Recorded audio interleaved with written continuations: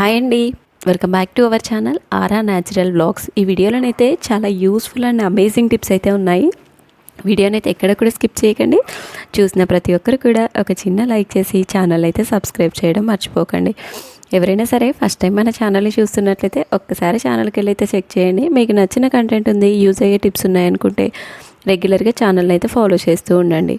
యూట్యూబ్లోనే కాదండి, ఇన్స్టాగ్రామ్లో కూడా ఫాలో చేయండి. అక్కడ కూడా మంచి మంచి టిప్స్ అయితే షేర్ చేస్తూ ఉంటాను. నేను షేర్ చేసే ప్రతి టిప్ కూడా నా రెగ్యులర్ లైఫ్లో యూజ్ అవుతుంది, వర్క్ అవుతుంది, మంచి రిజల్ట్ ఉంది అన్నప్పుడు మీతో షేర్ చేస్తాను. మీరు కూడా తప్పకుండా ట్రై చేయండి.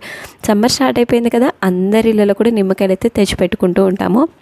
సమ్మర్ రాగానే నిమ్మకాయల రేటు కూడా పెరిగిపోతూ ఉంటుంది. అలా నిమ్మకాయలు అనేది ఎక్కువ రేటు ఉన్నప్పుడు తెచ్చుకున్నప్పుడు మనం అవి తొందరగా పాడవకుండా ఎక్కువ రోజుల వరకు నిల్వ ఉండాలి అంటే ఒక డబ్బాలో ఇలా వాటర్ వేసి నిమ్మకాయలను అందులో వేసి ఫ్రిడ్జ్లో కనుక పెట్టామో అనుకోండి 1 or 2 months అయినా సరే ఫ్రెష్గా ఉంటాయి. ఈ వాటర్ అనేది ఎవ్రీ 1 week ఒకసారి చేంజ్ చేస్తూ ఉండాలి. అలా చేంజ్ చేసినప్పుడు నిమ్మకాయలు చాలా రోజుల వరకు ఫ్రెష్గానైతే ఉంటాయి. నెక్స్ట్ టిప్, మనందరి ఇళ్ళలో కూడా కామన్గా డోర్ మ్యాట్స్ అయితే వాడుతూ ఉంటాము. కొన్ని డేస్ వాడిన తర్వాత అవి మురికి డస్ట్ అనేది ఎక్కువగా పట్టేస్తూ ఉంటాయి.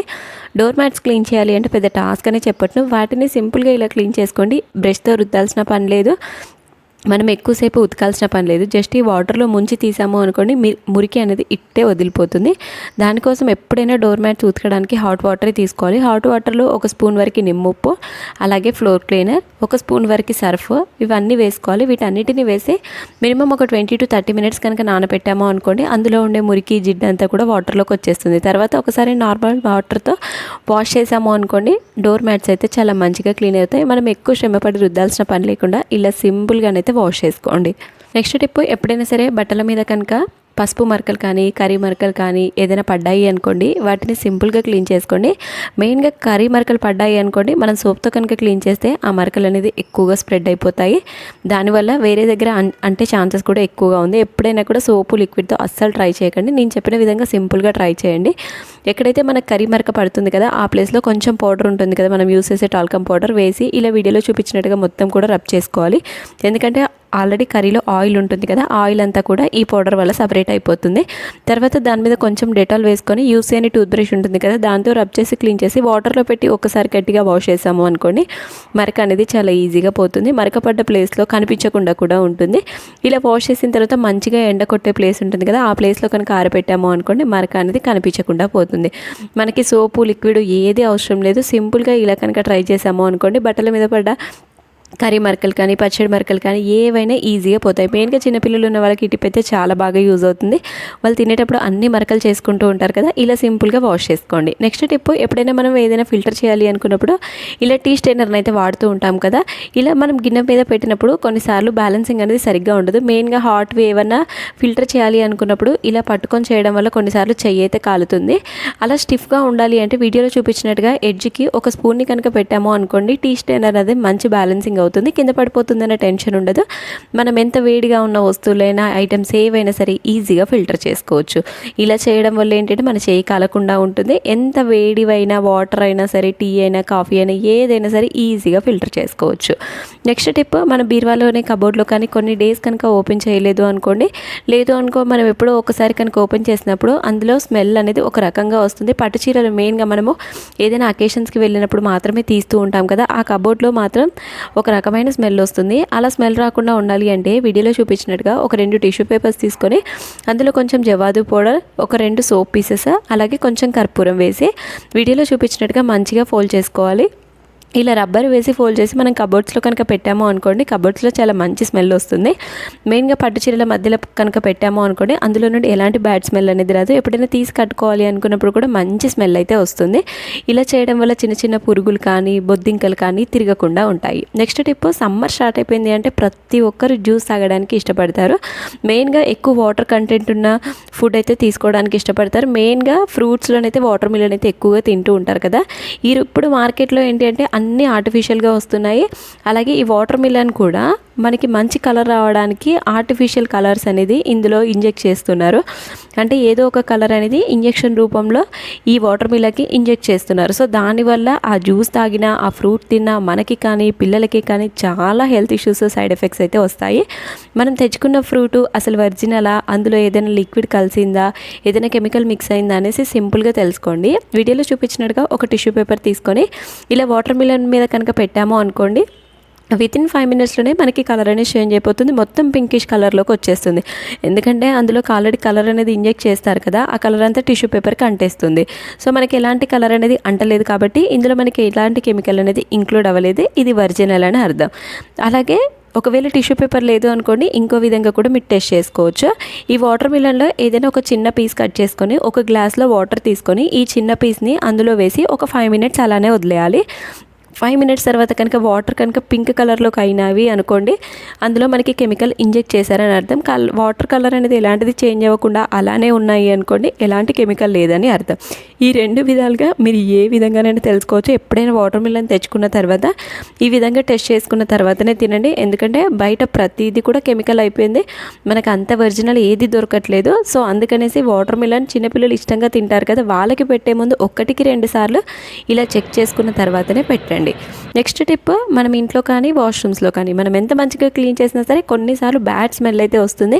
కొన్నిసార్లు మనం రూమ్ ఫ్రెషనర్స్ వాడినా సరే కొంతమంది చిన్నపిల్లలకి ఆ స్మెల్ అయితే పడక నార్మల్గా కోల్డ్, కాఫ్, ఎలర్జీ అయితే వస్తూ ఉంటుంది. మనకి ఎలాంటి సైడ్ ఎఫెక్ట్స్ లేకుండా ఇంట్లోనే సింపుల్గా ఇలా రూమ్ ఫ్రెషనర్ని అయితే ప్రిపేర్ చేసుకోవచ్చు.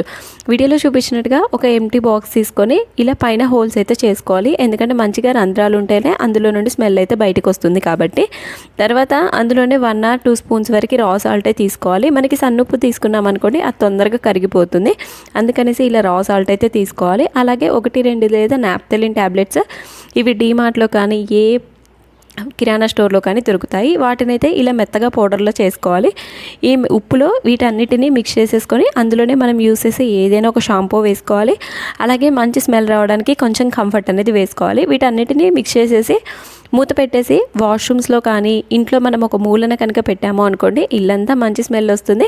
మనం ఆర్టిఫిషియల్గా ఎలాంటి రూమ్ ఫ్రేగ్రెన్స్ కానీ ఎలాంటి రూమ్ ఫ్రెషనర్స్ కానీ ఏది వాడాల్సిన పని లేదు. ఈ స్మెల్ అయితే చాలా న్యాచురల్గా ఉంటుంది కాబట్టి అందరి బాడీలకి సెట్ అవుతుంది. దీనివల్ల ఎలర్జీస్ రావడం కానీ కోల్డ్, కాఫ్ అలాంటివి అయితే రావడం ఉండదు, ఎందుకంటే ఇది న్యాచురల్గా ఉంటుంది కాబట్టి. ఇంకా మంచి స్మెల్ కావాలి అంటే అందులోనే కొంచెం జవాదు పౌడర్ కూడా యాడ్ చేసుకోవచ్చు. ఈ మూతను పెట్టేసి మనము ఇంట్లో కనుక పెడితే 15 డేస్ వరకు ఆ స్మెల్ అయితే పోదు. ఈవెన్ వాష్రూమ్లో పెట్టినా 15 డేస్కి ఒకసారి కనుక చేంజ్ చేసుకున్నాము అనుకోండి, ఇది మనకి న్యాచురల్గా రూమ్ ఫ్రెషనర్గానైతే మంచిగా యూజ్ అవుతుంది. తక్కువ ఖర్చుతో ఇంట్లో ఉండే ఐటమ్స్తోనే ఇలా మంచిగానైతే ప్రిపేర్ చేసుకోవచ్చు. నెక్స్ట్ టిప్, మనందరి ఇళ్ళలో కూడా ఇలాంటి ఖాళీ సోప్ బాక్సెస్ అయితే ఉంటూ ఉంటాయి కదా. ఈ సోప్స్ వాడిన తర్వాత ఈ సోప్ బాక్సెస్ వేస్ట్ అని పడేస్తూ ఉంటాము. పడేయకుండా వాటిని అయితే 2 విధాలుగా మంచిగా రీయూజ్ చేసుకోవచ్చు. మనకి ఇంట్లో సాక్సెస్ ఉంటాయి కదా, ఆ సాక్సెస్ని ఏంటి అంటే సమ్మర్లో మనము డే మొత్తం వేసుకోవడం వల్ల స్వెట్టింగ్ అనేది ఎక్కువగా వస్తుంది. మనం సోప్తో వాష్ చేసినా సరే కొన్నిసార్లు ఆ స్వెట్టింగ్ స్మెల్ అయితే పోదు. ఇలా ఈ బాక్స్లో నైట్ అంతా పెట్టి నెక్స్ట్ డే మార్నింగ్ కనుక తీసాము అనుకోండి, ఎలాంటి స్వెట్టింగ్ స్మెల్ అయితే రాదు. అలాగే సోప్ స్మెల్ అనేది మంచిగా పట్టేస్తుంది కాబట్టి సాక్సెస్ నుండి చాలా మంచి స్మెల్ అయితే వస్తుంది. అలాగే కర్చీఫ్స్ కూడా ఉంటాయి కదా, కర్చీఫ్స్ కూడా ఇలా పెట్టి మనం కావాలి అనుకున్నప్పుడు తీసి వాడుకున్నాము అనుకోండి, కర్చీఫ్స్ నుండి కూడా చాలా మంచి స్మెల్ అయితే వస్తుంది. నెక్స్ట్ టిప్, ఈ రోజుల్లో చాలామంది కామన్గా ఫేస్ చేసే ప్రాబ్లం, ఇంట్లో ఎలుకలు అనేది ఎక్కువగా తిరుగుతున్నాయి అని.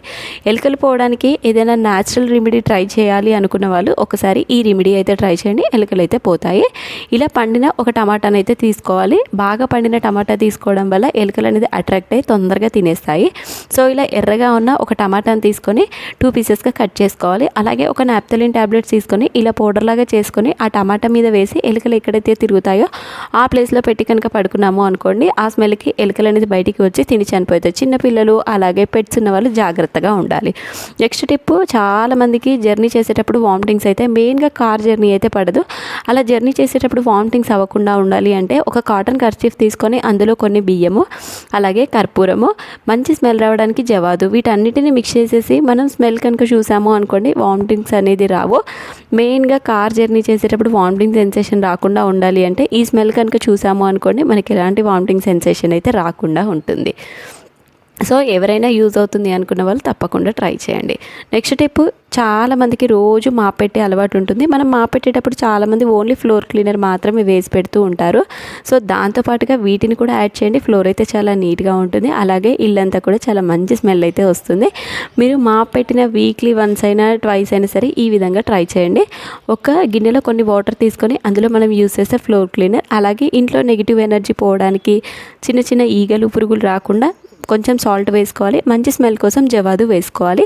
ఈ వాటర్ని బకెట్ వాటర్లో మిక్స్ చేసేసి ఇల్లంతా కనుక మాప్ పెట్టుకున్నాము అనుకోండి, ఇంట్లో మంచి సువాసనతో పాటు అలాగే పాజిటివ్ ఎనర్జీ కూడా ఉంటుంది. మెయిన్గా చిన్నపిల్లలు ఉన్నారు అనుకోండి, వాళ్ళు ఊరికే తిరుగుతూ ఉంటారు కదా ఫ్లోర్ మీద. ఇలా సాల్ట్ అనేది వేసి పెట్టడం వల్ల చిన్న చిన్న క్రీములు కానీ పురుగులు కానీ తిరగకుండా ఉంటాయి. సో వాళ్ళకి కూడా సేఫ్గా ఉంటుంది. ఐ హోప్ టిప్స్ అన్ని కూడా నచ్చాయని అనుకుంటున్నాను. మీకు ఏ టిప్ నచ్చిందో కామెంట్ చేయండి. ఫర్దర్గా ఏం కావాలో కూడా కామెంట్